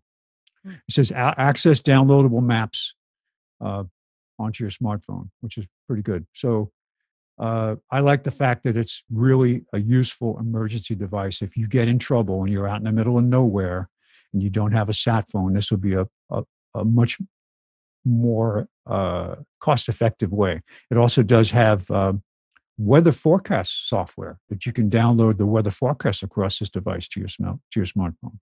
So interesting. The next one is a portable phone charger, a solar portable phone charger that gives you maximum 4 amps, 24 watts of charging power for tablets, iPhones, and so on. Now, one of the pictures they had in their marketing showed a laptop sitting there. I was like, I don't know that you'd be able to charge a laptop unless it was, I don't know if this has VHS, not VHS, USB. It's a standard USB-A connection going into this thing. But if you had a A to C adapter cable, could you charge a laptop with this? I don't know if you have enough. 4 amps is a lot, but it's not guaranteed because, obviously the weather changes. So I thought it was interesting. And that's it for today for specials. I thought we'd look at some interesting, goofy stuff here. Very, very good, sir. And I think I'm going to go visit the ponies out there in Pakistan. Looks very serene out in the tundra. Very cool. All right. Thanks, Spence. You're welcome. Thank you. 919-518-9773. Computers 2K voice on Skype. I've got a question. Yeah. I want to show a product real quick and see if anybody has one of these and if they think it's worth buying. These things are pretty popular. They're popping up all over the place. It's these portable power stations. These things have got some big old lithium ion batteries in it. It's essentially, it's a generator for all intents and purposes. It's just got an inverter. It's got an inverter in it. They're a little pricey. They're like $200. But does anybody in chat or any of you guys, anybody have experience with one of these? I'm thinking of just some nice things to have. I'm especially down here in Hurricane Alley, and I have a generator. But I'm thinking this could be a useful device just to have. I look at it as being a nice, interim use carryover type thing.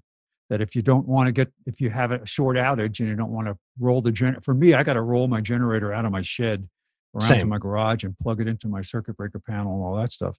If you just had a short-term need for something, this would be great. Now, these are really good for camping. For Nick, Didn't you have one of those back at the station that you were running on the balcony or something, or on the No, roof? we had a little generator, one of those little like $99 Harbor Freight generators. But this thing, to me, this is kind of and I know it's not the same thing, but this is equivalent to something like a Honda 2000, those little Hondas. Obviously, you're going to get way more lifespan out of that, but I don't know.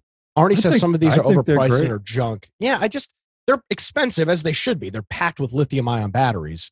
But I don't know. It just seems like kind of. I mean, you can get that says 2 full charges on a MacBook Pro, 24 iPhone 12 charges. I don't know. I've been thinking about. You see what Arnie wrote you? Yes, I do. I guess there's a YouTuber to check out. Just generally curious if anybody uses one of these. What I don't want to do is spend $250 on one of these things and have it just sit and never be used. What I used to do if I needed something, I have one of those old style car jumper packs that has the sealed lead acid battery in it. Right. And that would work great. I mean, you could get a lot of 12 volt power out of that. I have an inverter too, a small 300 watt inverter that I would plug into that. And if I needed to power something low power AC, I could do that. So this is that combined, but with much better batteries. Yeah. So I'm going to keep an eye out on these. I'm not going to jump at one until I find a sale, but seems to be a nut, and especially for, I'm thinking, amateur radio use, being able to take a ham radio out somewhere and plug that whole thing in. So just go to the seedy part of downtown Wilmington and hang out and wait for a slow truck discount. Yeah. Well, there is not a non-seedy part of downtown Wilmington. So. Oh, okay. You know what that is, a slow truck discount? Yeah, that's when somebody jacks it all and sells it in the back of their trunk. I can remember working in New York City. It's like some truck drives down the street and the tailgate's open because they're delivering stuff, and somebody stands at the traffic light and we just pull stuff out of the back of the truck. Yeah. And then you get your VCRs for dirt cheap. Some guy, hey, you want to buy a TV? Over here in my trunk. And there's a box in the trunk. And oh yeah, how much? Oh, $100. Great. Pay $100. You get it home. It's got cinder blocks in it. Hey, Gal. Yeah. You want to tell us something about, there was a story about Plex servers are being DDoSed, and you said that. Well, they're not being DDoSed. Yeah. Yeah, I was a bit annoyed by that news. So there was Ars Technica came out with a report from another site about a security researcher explaining that Plex servers can be targeted, can be used. They call it as a vector attack for DDoSing. So DDoSing, right, when you use multiple endpoints to call the same servers, causing a saturation of bandwidth, and by that saturation causing network hiccups, basically maximizing resource use on the attacked endpoint. The security researcher claimed that Plex servers could be used, could be harvested easily to do that.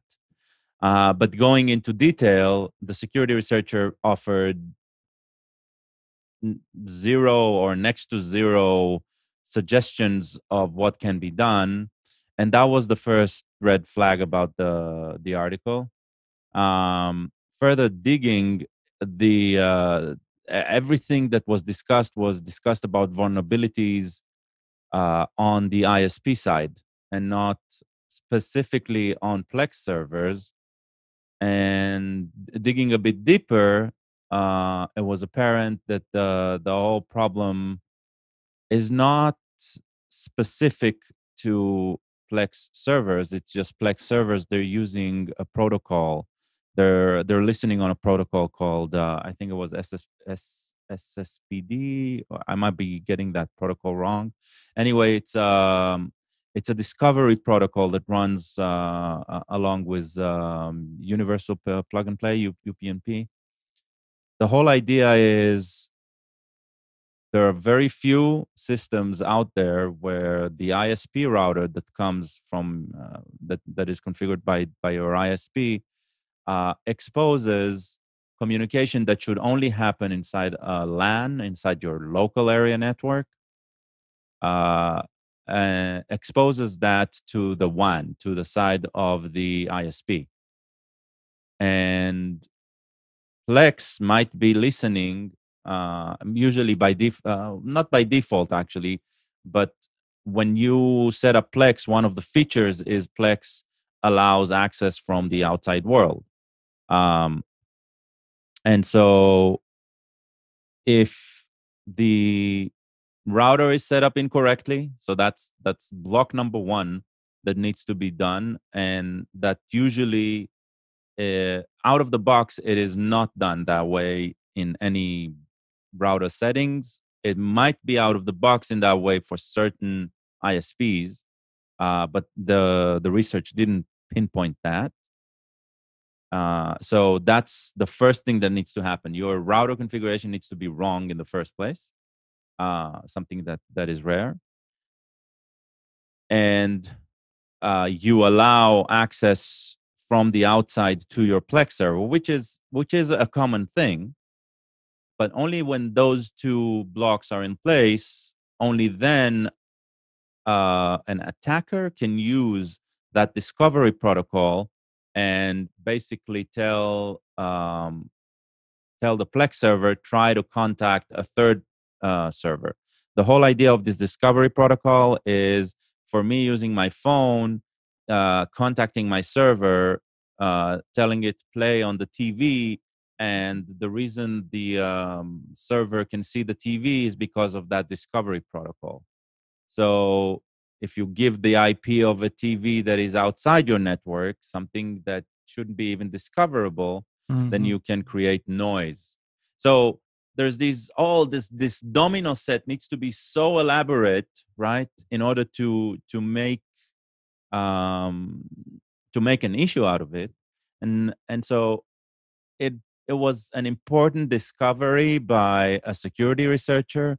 It is relevant to ISPs. It is relevant to, but posting it the way it was posted on Ars Technica was like, your Plex server is a wide open tool to attack, and that was not the case.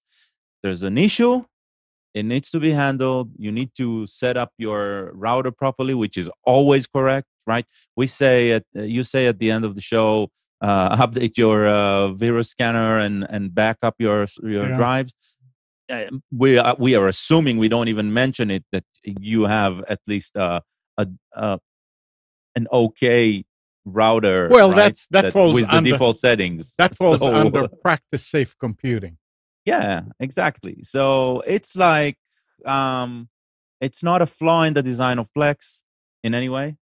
Nothing that, and it's easy to switch off this discovery completely, right? Which is one of the steps. This is disabling the automatic port assignment, UPnP. But other than that, it's like you found that there was nothing new about the discovery that this protocol is a problem when it's enabled on the ISP, but there is also no way of filtering that traffic completely on the ISP side, because that can affect networking in general, right? We do not want the ISP to be a sensor. So yeah, it was an uptick in there was an attempt to create excitement about something that wasn't exciting at all.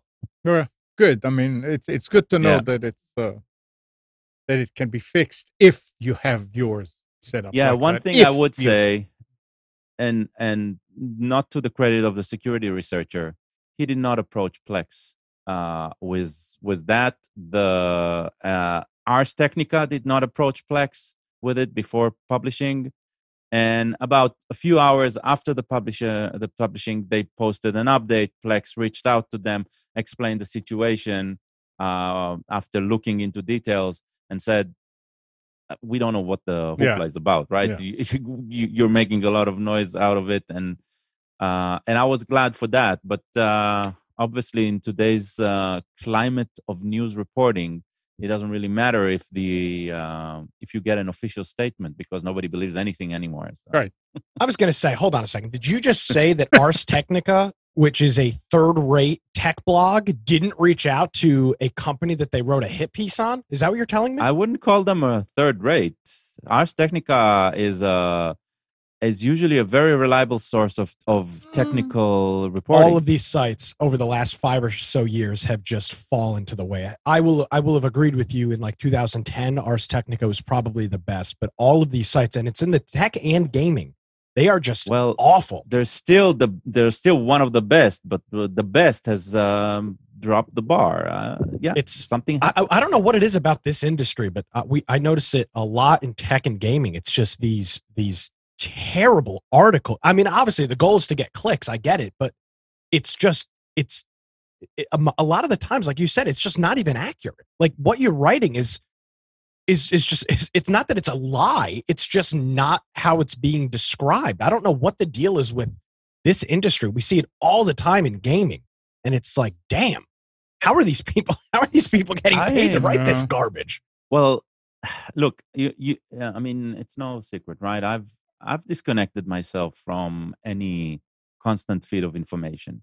I do not, and I've done it a long time now, and I can tell you, I don't think anything changed. It looks exactly the same as 10 years ago.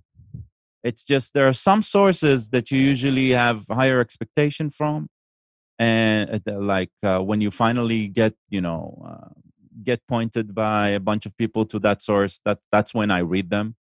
And I must say, this one was a disappointment, because usually when I read something from them, then it usually is the calmer voice. It's the reasonable voice. And in this particular case, it was like, oh, this might rile up a few people just because of the popularity of Plex recently or something like that.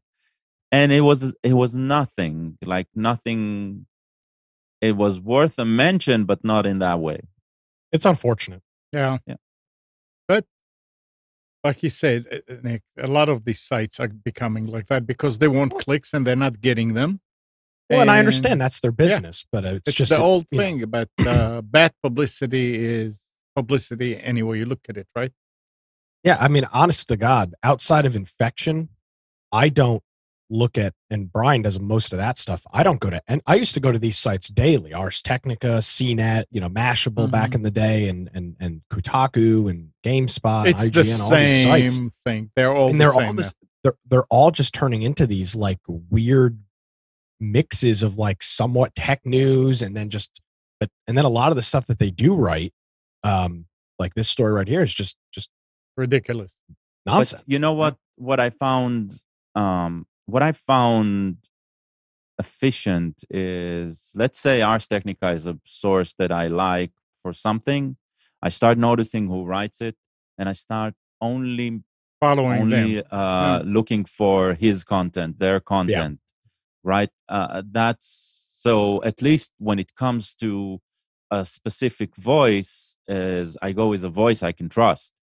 And if it's somebody new, then I research on my own to find more whenever that's possible. That's not always possible. Here is something else. Actually, there is something I want to raise. Something I heard. I didn't go into details, but Apple, right? They've notified that they want to block third-party advertising or something like that. Do you read about that? No. Some interesting. Either tweet by Tim Cook. I'll fetch that. So something that was raised yesterday by a bunch of friends. Continue. Well, I'll find the details and then we'll talk about it. In the meantime, here's something else that can rile up people. Nick, you're using a Raspberry Pi. No. You Yes, you don't associate the Raspberry Pi with Microsoft, right? No, because it's not. I mean, I know it can run Windows, but The mine latest doesn't. update installs a Microsoft app repository on any machine running Raspberry Pi OS, and does it without any admin consent. As discovered by somebody on Reddit, the official reason is an endorsement of Microsoft's integrated development environment, Visual Studio Code, which is fine and dandy. However, it claims that this even gets installed on headless devices that use a light image without a GUI. As a result, every time you do an apt update on your Pi device, the OS pings Microsoft. By having this repo, every time an install of Raspberry Pi OS is updated, it will ping a Microsoft server. Microsoft will know you're using Raspberry Pi OS / likely Raspberry Pi owner and your IP address. So they got their hand. This is another. I don't know. No, I know. No, come on. This is who wrote this? I mean, Jesus Christ. I don't know. It comes from Reddit. The people with GameStop. Yeah. So Microsoft, was it about a year or two ago that was it a year or two ago? They decided, hey, we are finally going to embrace some forms of development in Linux. They've started implementing parts more than that, for a while now. So they have their own kernel. Yeah. Yes, and they put a big emphasis into that, which is great. And by the way, the Raspberry Pi OS is not the only thing that runs on a Raspberry Pi. That's just one of many hundreds of distributions that exist. To me, this doesn't seem. Yeah. What's the claim? I'm sorry, I missed that. The claim is that Microsoft's tracking your data on the Raspberry Pi because they're installing something that's pinging a Microsoft server for updates, because there's some Microsoft packages being rolled. By the way, Microsoft owns GitHub, so if you're so concerned about Microsoft and literally any distribution, anything that Linux-wise you're running, I'm with you. I call on bullshit. GitHub. Like I said, this is something else that will rile up people. Yeah, it's just like, Microsoft's tracking my data. Like, yeah, every single program that you have. Do you have Windows installed? Yes. Yeah. And I don't want them on my Pi. Now, I do run the Raspberry Pi OS. It's fine. Okay. Doesn't bother me. Yeah, again, if Microsoft's tracking my data 1 million times over. So I mean, if they know my IP address from my Raspberry Pi, how will I ever your ISP running Windows?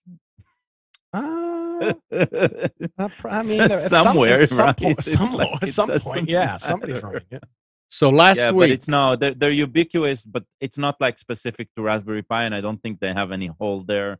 And so, I would call bullshit. Microsoft Defender, even if they do have code that phones home, right?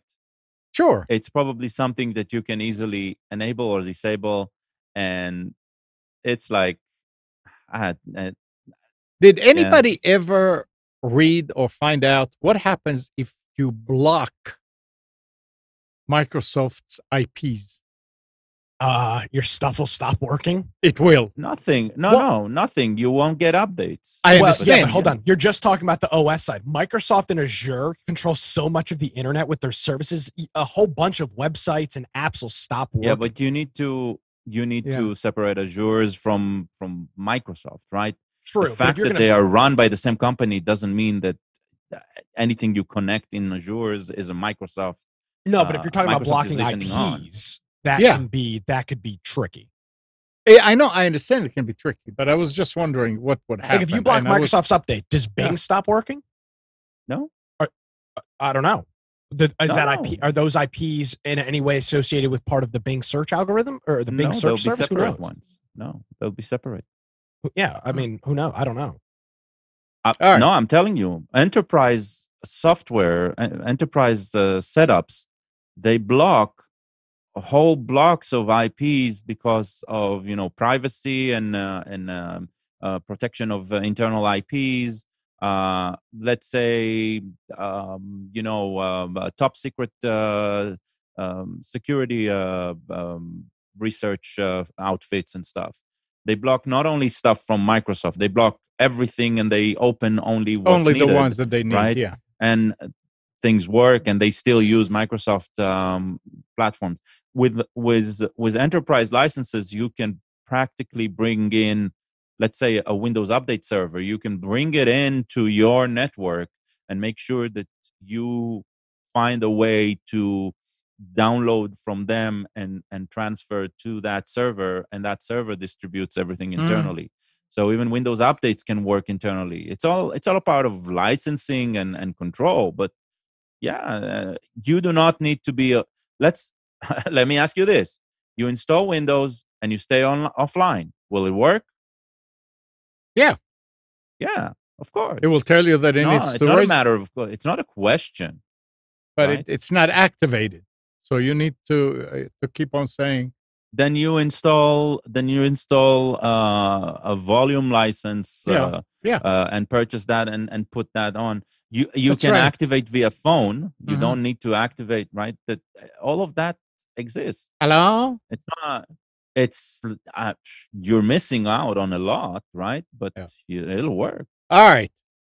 Next, those of you that are using Windows Defender Advanced Threat Protection, the commercial version of the ubiquitous Defender antivirus and Microsoft top enterprise security solution, is currently having a bad day and labeling last week's Google Chrome browser update as a backdoor Trojan. So if you're using Chrome and you found that Windows is labeling it and flagging it as a backdoor Trojan, you're not alone. It'll get fixed. It's fine. But it's just interesting. There must have been something there. And those of you that used Google Play Music, remember, it stopped working at the start of December. But the files you uploaded to the Cloud Locker and other data remain available for export. That will be changing later in February when Google deletes all the information associated with Play Music. Besides all the songs you've uploaded to the Cloud Locker since the service's inception in 2011, Play Music data includes purchases, playlists, stations, albums, songs saved to your library, and likes and dislikes. In other words, you need to go ahead and download it, export it, download what you need to download before the end of February. Important. I consider it important. I've got a quick one here. Yes. Looks like Verizon is working for is moving forward with their plan to buy TracFone. Yeah. They've officially asked, and they've had a U.S. attorney for the a U.S. district attorney urge the FCC to investigate their claim, or not their claim, their proposed purchase of TracFone for almost $6.5 billion. So it'd be interesting really worth to that much. They've got a crap ton of customers, and the infrastructure. I mean, I don't know what they're. I mean, at that point, that'll leave 3 providers, right? AT&T, Verizon, and then Sprint and T-Mobile are one. Everybody else will have been using shared resources from those 3. TracFone's got their own infrastructure as of now. Oh, I didn't know that. Yeah. Yep. It's a bunch of cables strung across the strung from tree to tree. Yeah, and you just throw your can up there and you can talk. All right. As far as Amazon Ring, all but 2 U.S. states, Montana and Wyoming, now have police or fire departments participating in Amazon Ring network, which lets law enforcement ask users for footage from their Ring security cameras to assist with investigations. So just Montana and Wyoming are not part of that network now. Good. That's interesting. Good for them. It should be your choice. And Yep. I mean, it should be your choice if you'd Absolutely. like to give that out. Gal, did you find that? Yeah. Okay. The reason probably you didn't see it is because it's a week and a half ago or something like that. Oh. So it started by Apple coming up with new labeling for applications inside their App Store, targeting specifically privacy and ad tracking. And it followed by a comment by Tim Cook about the critiquing how most of social media applications are tracking too much personal data, following by changes that are planned to block third-party ad tracking completely, including those by Google and Facebook. And so it's like Apple is creating this discussion that has been going on forever, right? By most of the users, but finally some company is trying to do something about it. The most interesting aspect is the business community. They're looking at it and they're saying, okay, Apple is going, I mean, this is that they did analysis and they're saying that once this goes into effect, this is going to hurt Facebook and Google in millions or maybe billions of dollars of revenue, right? It's going to decrease their revenue. Oh my God, no. It's interesting because once something like this happens, right, and with more than 100 million in annual digital ad sales, Google has a vested interest in helping partners to continue generating revenue by trading ads.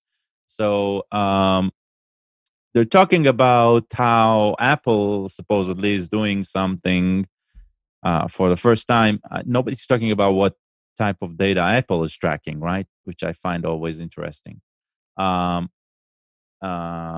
So it's not Congress, it's not government, right? But a big tech company is flexing muscles at other big tech companies. My guess it's not as it's not for the people so much as it is for Apple has realized that they are not gaining out of it anything. And so by blocking it, they will probably develop their own solution. So how comprehensive is the block going to be? I mean, I remember seeing an article. That's unclear because nothing is in place yet.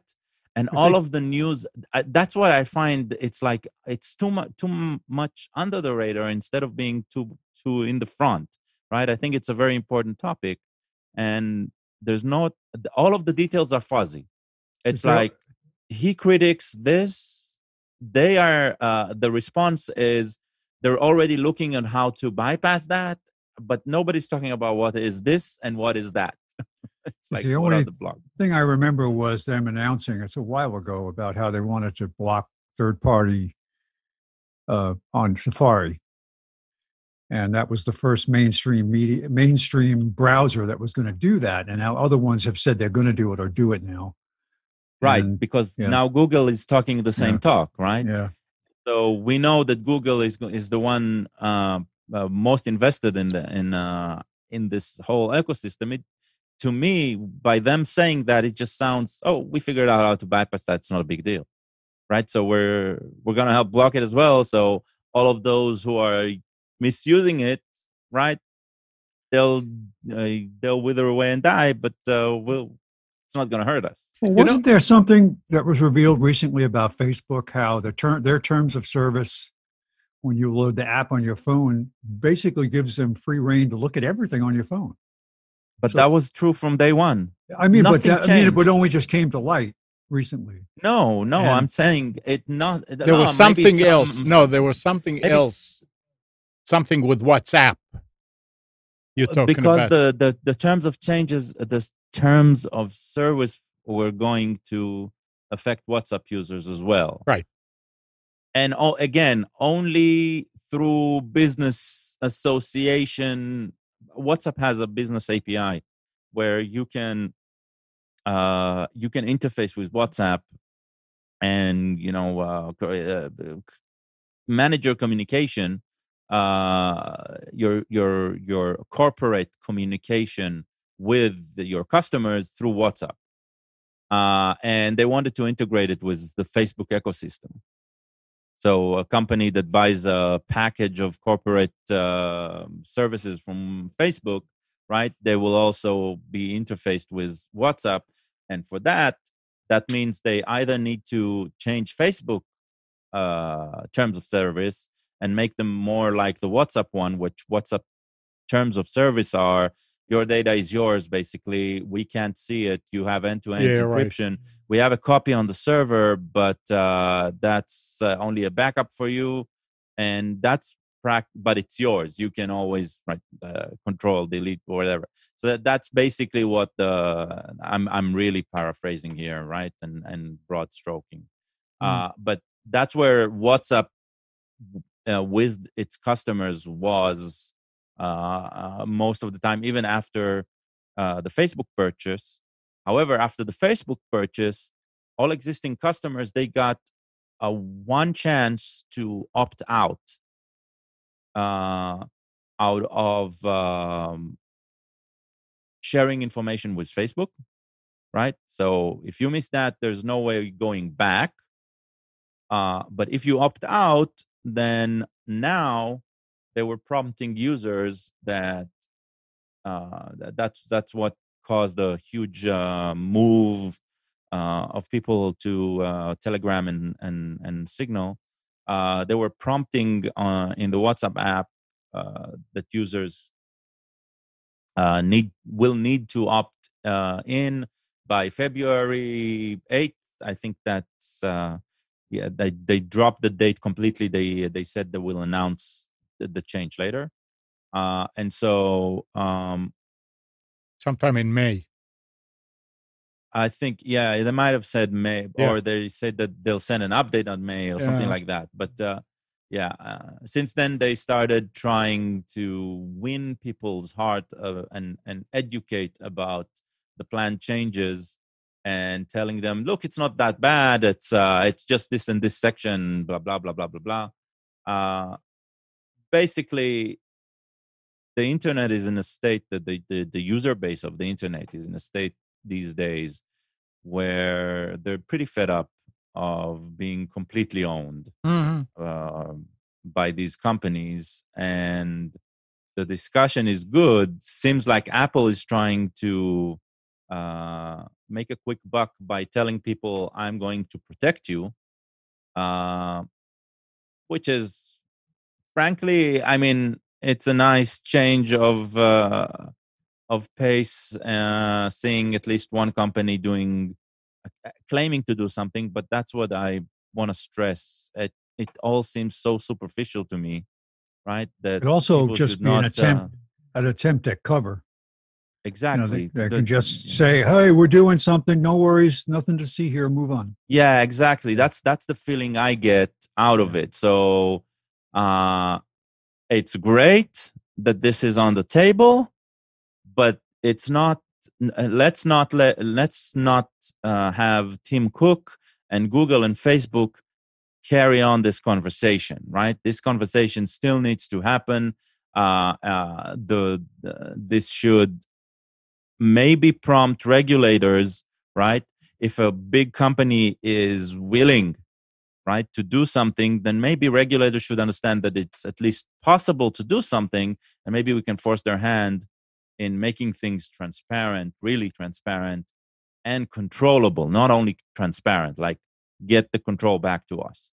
So Did you happen to catch any of the Florida news conference they had this past week?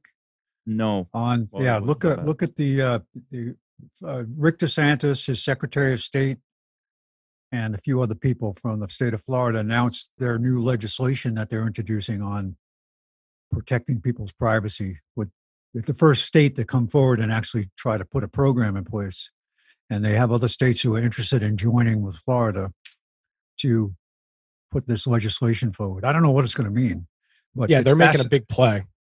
Yeah, but it was the best part about. Did I send you that The best quote part is from- what? The best part of the press conference was Rick DeSantis was taking questions and talked about how the one person said, "Well, you know, if we're going to unsubstantiated, if you go with put something out there that is from a anonymous source and is unsubstantiated, which and basically the media was saying, oh no, you know, we don't do that." And he's like, give me a break, you don't do that. What are you talking about? If you had something on me that was unsubstantiated, you print it immediately. He says, he said, whiz on my leg and call it raining. I know that you would do that. He actually said that in the press conference. It was great. Interesting. All right. Anything else? We're running out of time. Nothing? All right. I was surprised to read here SpaceX disclosed in a public filing on Thursday that its Starlink satellite internet service now has over how many? 1,000. Subscribers. 2,000, a million. 10,000 in How the many? United States and abroad. I mean, 10,000. That's it. Well, they all pay $1 million a month, so it's worth it. They in order to get, you have to pay $500 upfront for the kit, the terminal, user terminal, and Wi-Fi router, and it's $99 a month. You're But talking that's about not Starlink? cheap. If you're remote, what a deal. Well, That's very cheap. Yeah, that's a great deal. The service is like 150 by 20, wow. and the And ping's Amnon, about it's not 30 for milliseconds. yeah, and it's not for an urban area where you have infrastructure, right? Right. Yeah, I that's mean, an amazing price for that. They Like gotta if be you look losing at money. if you tried to go get like Exceed or HughesNet in a lot of these areas, you'd be spending. First of all, you probably need 2 accounts because of the data caps. You'd be spending $200 or $300 a month on internet. And does use is two-way now? Originally, they were saying one way. You had to have a phone line And DSL to back, make the back end. request Yeah, for the download. yeah, it's 2-way. But the ping is retarded. It's like 300 milliseconds. I've 'Cause been it's- watching recently a lot of these off-the-grid building shows, and I'm interested because I love the technology that they use for generating power and all this stuff. But these shows are older that nobody has internet. They have satellite phones, but it would be really cool to see if it works at the higher latitudes. It does. Yeah. The cool thing. So the big difference between Starlink and something like HughesNet is that HughesNet uses Fixed geostationary satellites, Yeah, fixed. which are not really geostationary. They rotate at the same clip Speed, as the yeah, Earth. yeah. So well, they stay they're over the always- same place. Yep. Yeah, exactly. They very little 22,000 drift. miles. Starlink is using low orbit satellites, which are spinning very quickly around the Earth, but their goal is to just put so many of them up. And by the way, the dish is motorized. So with HughesNet or DirecTV, right, you align your dish, you get your azimuth, and you align your dish, and you're good. With the Starlink system, the dish is motorized and it tracks satellites. So as the satellites are moving in orbit around your fixed location, the dish will find them. And because they're not that far, like the geostationaries are 30,000 miles away. These are only a couple. Actually, I don't even think they're only a few hundred miles away. few hundred miles Yeah. up in the atmosphere. That's why the ping is 30 or 40 milliseconds because I'd they're love not. to see a write up on the backhaul network that they use and how that Yeah, works. I have no freaking clue how Yeah. they're doing all that.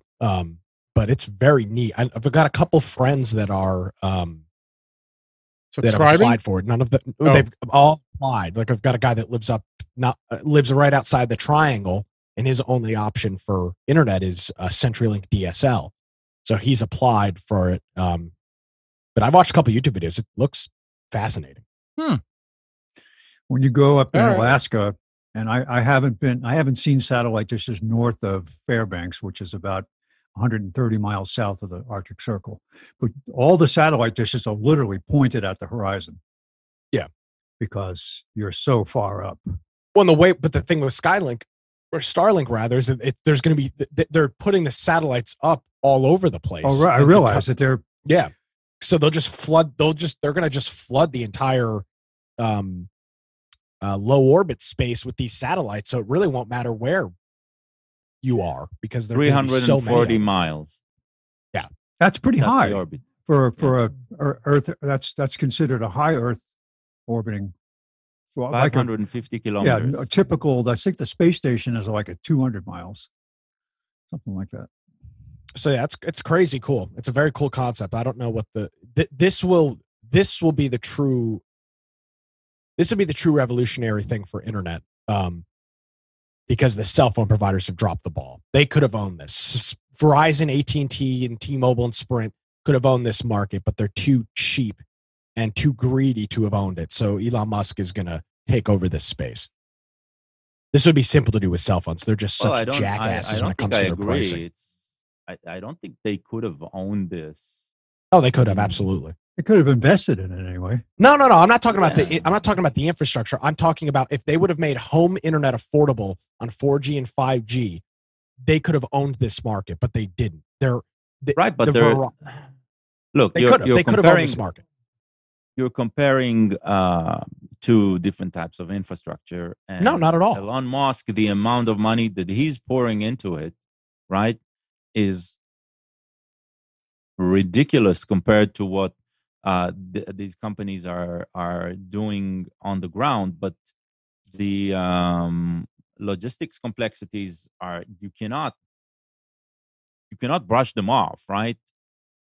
And Elon Musk's system, the Starlink system, it's nothing without the ground infrastructure that exists. And you're saying and his own launch capability.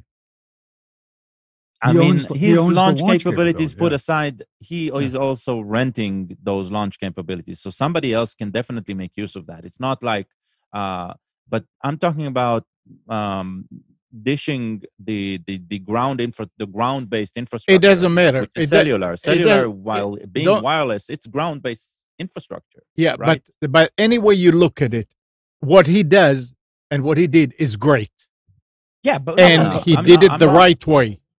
But my point is that the only reason this is needing to be done is because the cell phone manufacturers haven't come up with a good solution for using 4G, or 3G, 4G, or 5G as a stationary connection. You can get it from Verizon, but it'll cost you $500 freaking a month. Yeah, and really, I mean, when you look at it, and it's the same infrastructure. Essentially, it's a back end. I mean, that's all it is. Elon Musk's service is unlimited. Now, I understand it's in beta only, but almost, I would say 90 to 95% of the places in America that do not have access to broadband internet probably have some sort of either 3G, 4G, or 5G speed available.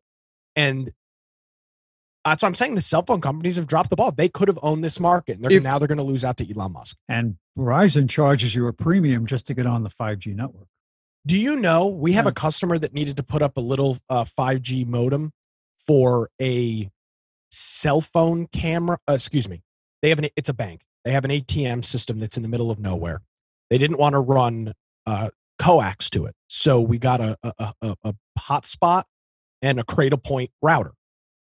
Verizon charges $250 a year for a static IP. Jeez. Because they can. Plus the access. Oh, yeah. Right? I mean, yeah, it's outrageous. And there's a $500 setup fee on the static IP as well. I have Yeah. a Cradle Point router It's I bought years retarded. ago. It makes no sense. There is no reason that a static IP should cost anywhere near that. And a $500 setup fee. What are they doing? Yeah. Come on. It's just this is why capitalism works so great. All right. The last and very, very last thing that I mean, I really feel like I should mention, I should have talked about it earlier. A malicious Home Depot advertising campaign is redirecting Google search visitors to tech support scams. Whoops. That's coming from Bleeping Computer. They searched for Home Space Depot and was shown the malicious advertisement on the first try. Even worse, the ad is on top spot at the research result, making it more likely to be clicked. Now listen to this.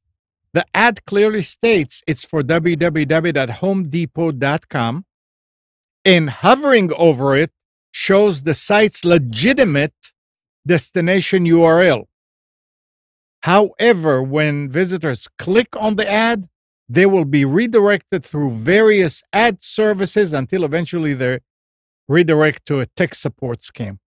I don't want to get any farther into it, but I always get so mad when I talk to a customer and I ask him to go to see if he can log in. I said, well, just go to deltaforce.net.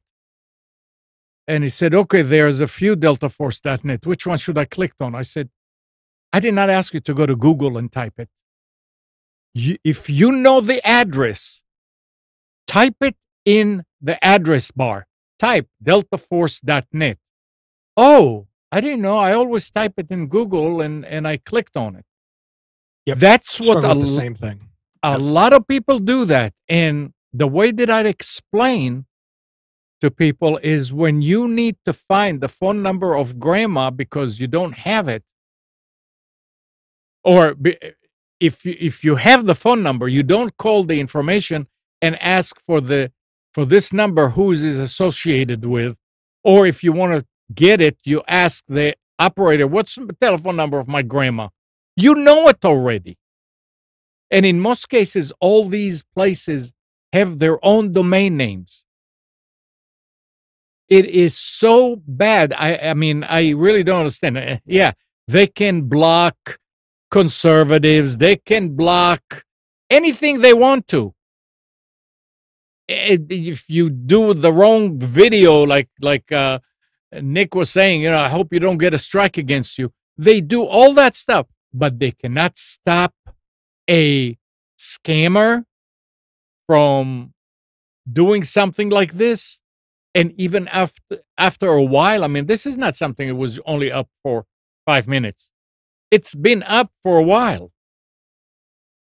Anytime you go to the internet and you try to go to Microsoft, you try to go to Home Depot, you try to go to Amazon, you go to the address bar and type Amazon.com, type Microsoft.com, type HomeDepot.com. Browsers are getting browsers home. If you have a favorite, if you have a add-in that manages your homepage, you got to watch out because the way it looks can be suspicious to where you type stuff in because you don't realize you're typing it in the wrong place. Right. I mean, it's a cinch for a scammer to go and capture your page and make it look exactly the same. Oh, yeah. I mean, you have to look at the address bar and make sure that when you type, it's correct and all that. But if you start correctly, then everything is fine. Did you see the Morse code? The Morse code hack that they're using now? It's an email that comes to you that Nick, this is amazing. What they do is they take Morse code and then they turn it into a hexadecimal string, which turns it into JavaScript, which injects it into the page. Dang. Morse code. Yeah, well, that's what they do. They sit back there and they figure ways to get in and to infect sites. And they're pretty inventive. they show the source code. Yeah. And it actually has annotated Morse code.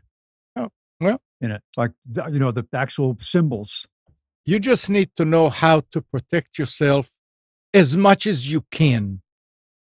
Well, this one requires that you actually open the email. The tempting part about it is there's something about an invoice. Yeah, well, that they want you to open and look at. Yeah, it's like never. I never open that stuff. Nobody sends me that stuff. It's. Yeah, we need. Hey guys, I got to run. Yeah, I do too. Right. Also, have a good week. All right, guys. Yeah. Bye. So that's it for today, guys. Thanks, Nick, Spence, Gal,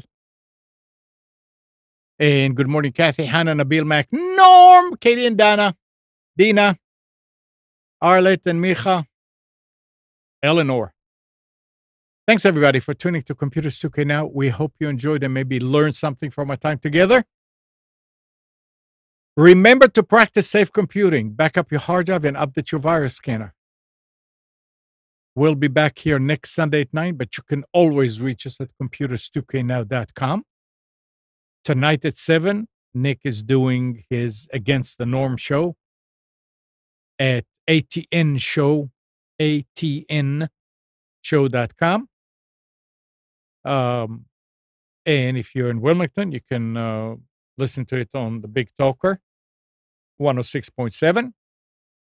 And Tuesday, Nick does Infection Podcast, survival games on Twitch. So you can go to twitch.tv/Infection Podcast. See you next week, everybody.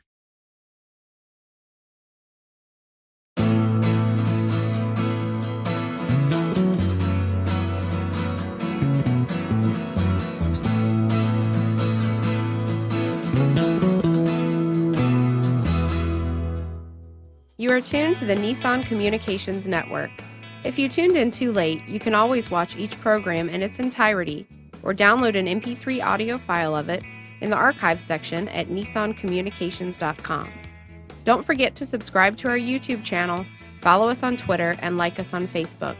Sponsored by Telestream's Wirecast software, StreamingGear.com, Carolina Apparel, and DeltaForce.net.